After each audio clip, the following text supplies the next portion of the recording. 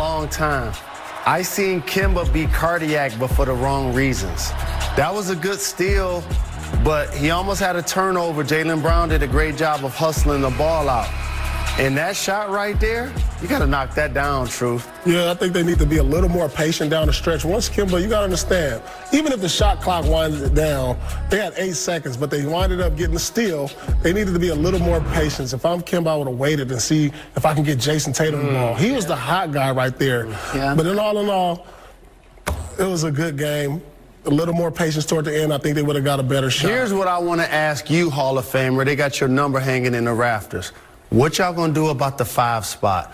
I think players like Andre Drummond, JaVale McGee, Steven Adams, y'all should try to do whatever y'all can to shore up that spot. When y'all go against the Bucks, the Pacers, the Sixers, they pound y'all down low. It's a hard time stopping this man tonight. But listen, even if they can't make a move, they got to work with what they got. And think about this. Tatum and Brown, they're going to be great this year. Kemba has to get his legs back clearly. He hasn't had his rhythm back. It's clear he went 1 for 12 tonight. If he gives them anything tonight, they go away beating the Lakers handily. So I wouldn't worry. I wouldn't push the panic button too much if I'm the Celtics. They just got to improve from within. Tatum and Brown, they combined for 58 points. Something that we all hate to see was Marcus Smart going out, and that plays into what you're mentioning about defense, because as you mentioned, sometimes he's got to go up against AD and be the physical body in the paint that you need. Yeah, well, that's a huge blow because the Celtics already don't have depth. And so when you use a starter right there, then you ask somebody to come off the bench and play starter minutes. And so we have to wait and see what the diagnosis is on Marcus Smart, but that's not good at all, especially what such a tough competitor he is. If they lose him for an extended time, it's going to be a tough role for the Celtics. And Marcus Smart is one of those players that may not be All-NBA, may not be an All-Star, but if you're going to win a championship, you need a guy like that on your team. And the Celtics really need him, not only to defend in the backcourt, but as you guys mentioned, in the front court as well. All right, well, that's exactly what we wanted in a rivalry game between the Celtics and the Lakers. It was a 1-point game, came down to the last possession. Unfortunately, it was a heartbreak for you, Uncle P, but that's all right. You got more chances coming. He's really sad, Maria. He was. You should have seen his face. Oh, but look, the Celtics should be really encouraged. You didn't get a lot out of Kemba Walker. There you go. Marcus Smart went down and really didn't give him much in this game. So you got to be a little encouraged. And so moving forward, hey, this is a tough loss, yes, but they're right there with just about anybody. And if you're the Lakers, you're even more encouraged because you got the win. LeBron James had 21 points and AD had 27. Let's take you around the league because we had Dame time, guys. He had 6 points in the final 5 seconds of this one. Oh, my goodness. To get the win. He shot that from Highland Park, Illinois right here. Lillard, logo Lillard, huh? Okay, really? So, look, it gets tied up, so we got to go to a jump ball, right? So who do you think is going to end up with the ball? I'm probably going to be the only person to say free Zach LaVine, for real, from Chicago. Not a step back. Oh, no! Yes. Come on. Dame Dollar with 44 and 9. Third career buzzer beater for Dame Dollar. Thank you so much for joining us. We'll see you next Saturday. Your local news is coming on except for the West Coast. Wow. Outside Jalen Rose, looking great in green. What up, though? Paul Pierce, always representing the Celtics, one of those championships and a finals MVP, but they're split at 17. Paul, it could have been 18 with you guys in 2010. How do you feel? You look salty already. I'm disgusted. We all know it should be 18-16. 2010, we let them get away. But you have two of the most great franchises going at it to see who's going to go up one. But your Celtics were the first team to give an NBA Gatorade bath. When you think of the Celtics, Nobody's done that since. when you think of Celtics and the Lakers and the rivalry between the two, what's the first thing that comes to mind? The definition of storied franchises is like Lakers, Celtics, Yankees, the NBA. Hall of Fame is littered with so many players from their teams.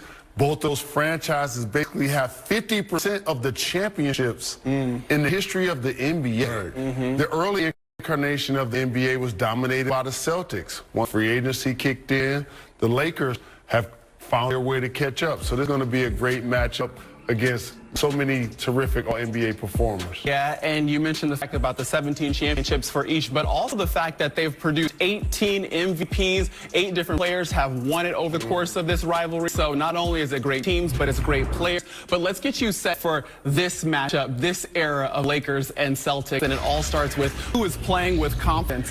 Brought to you by New Amsterdam Vodka. How about LeBron James, yet again playing at an MVP level this season, currently favorite to win the award. He is one of 3 players averaging 25 points, 7 rebounds, and 7 assists so far this season. And James and the rest of the Lakers got off to a hot start, becoming the 6th team in league history to win each of their first 10 road games of the season. But the streak did come to an end with back-to-back losses this week, including dropping one to the Pistons. That was their first loss by double digits. Detroit basketball! But did it for Jalen. But here's LeBron James on his energy level so far this season.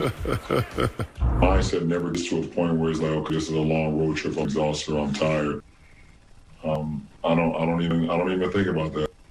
You know, we have our games. I'm ready to go. When we're not playing, you know, I have an opportunity to rest and get my body back right, get my mind refreshed. But I'm getting tired.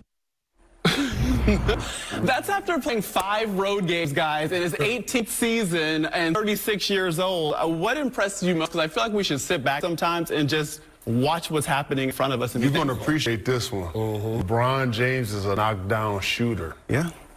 He's the most efficient NBA player off the dribble from three-point range this season.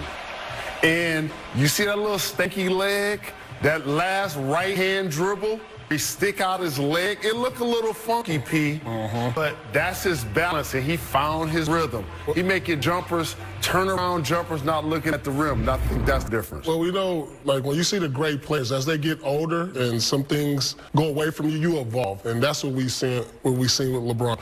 With Jordan, it was athleticism. He went to the fadeaway. Same thing with Kobe. And now you're seeing that with LeBron. As he's gotten older, he's become a better shooter.